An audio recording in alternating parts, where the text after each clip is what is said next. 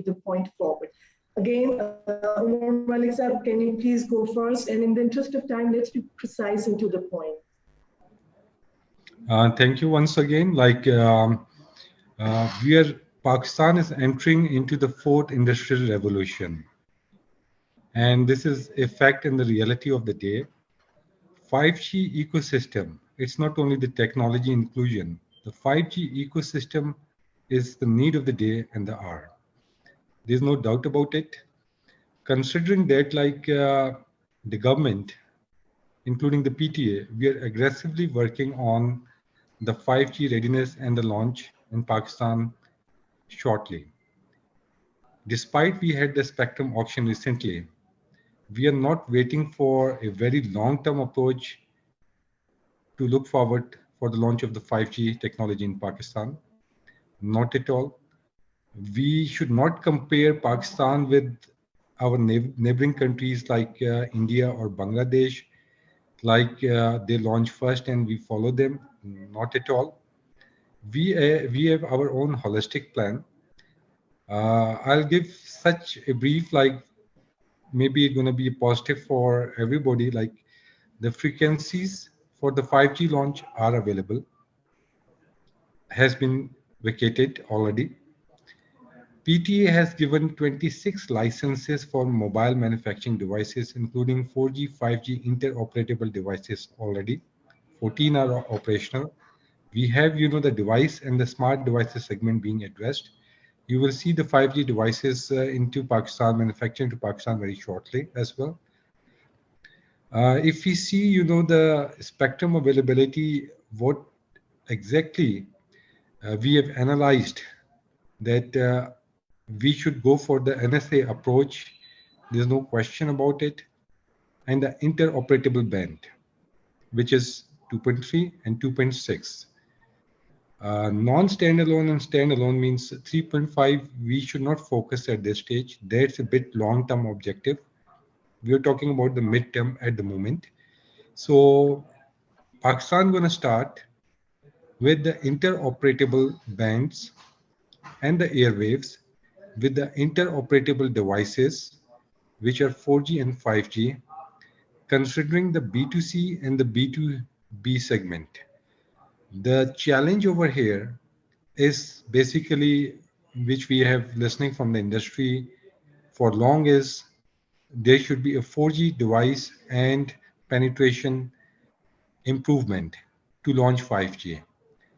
Let me tell you one thing over here, very straight away, the major cities of Pakistan, Islamabad, Lahore, Karachi, Quetta, Peshawar, all of the E-Node Bs are 4G at the moment. It's not even on 2G or 3G. All have been upgraded to 4G. We cannot go for the seamless 5G continuous coverage for Pakistan straight away. We have to go for phase-by-phase approach in terms of rollout, in terms of spectrum release, in terms of device availability, in terms of fiberization, because one of the showstopper which Aslam Hayasab has rightly mentioned, almost approximately 8% sites have been connected to the fiber. So this is one of the dimension which going to be addressed for the 5G launch.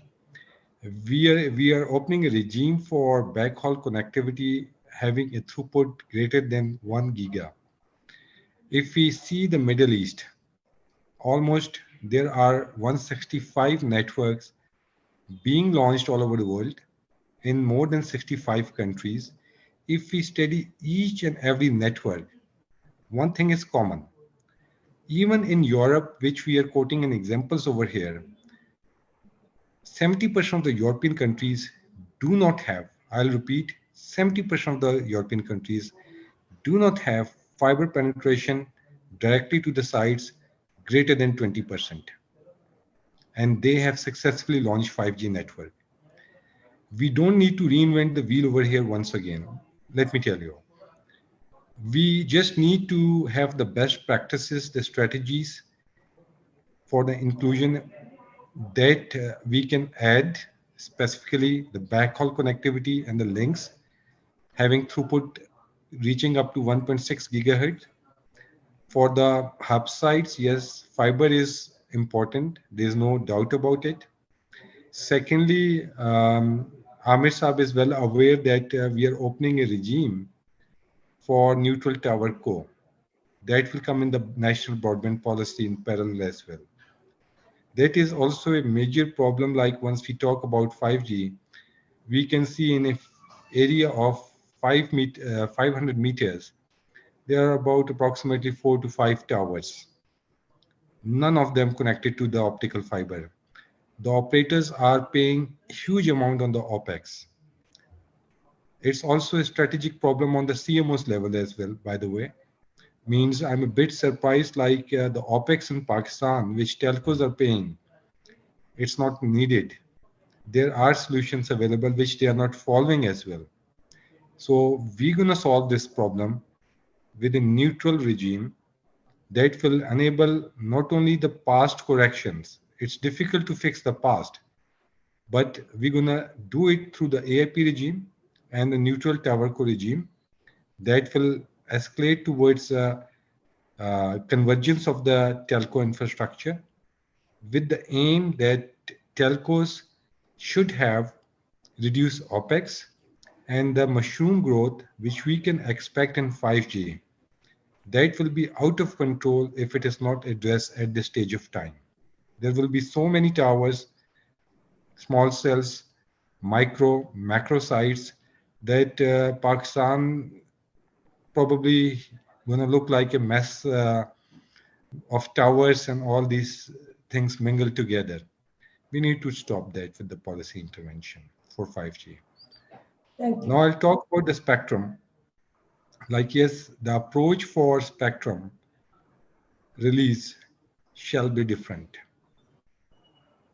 It shall not be the legacy approach with the legacy directions. It will be a different approach and all-inclusive. So very shortly, like we're going to release, the draft for the 5G readiness plan, and it will be a public document. Everybody can have the comment on that, and the issues which Hayat Saab as well as Sean Saab has mentioned, like we are sitting here to address those issues. It's not like the government is going in one direction, then the industry going to go in the other direction, and we can have a win-win situation. And at the end of the day, who going to suffer? The citizens of Pakistan. So it's not possible like we go in such a dimension that we leave the citizens behind. We have to have, a blended approach for the 5G, not only for the CMOs. Just last week, our DGs over here from the PT as well, we had a very detailed meeting with the international manufacturers and the vendors as well. Nokia, Ericsson, Huawei, ZTE. So it's not the local level discussion for the 5G launch. We are looking into 165 networks being launched. What caused the failure of the 5G initially? What were the problems that leads to a minimum ROI for the CMOs? Why only the autonomous and enterprise business models were successful on 5G? What happened to the B2C segment? Like why the CMOs were reluctant on the ROI? Why they don't want to invest into 5G? All this has been discussed. So we come up with a win-win situation, including industry, the citizens, and the government all together, because 5G cannot be launched in silo. Thank you for that. Thanks a lot. Thank you, Musa, for that very, as I said, insightful way forward that the government is planning on 5G. And you're absolutely right. We're all working towards the same common goal, and that is for the betterment of Pakistan and the citizens of Pakistan. So I'm going to, from Umar Malik sir, I'm going to jump to the industry rep, Shamil Haq.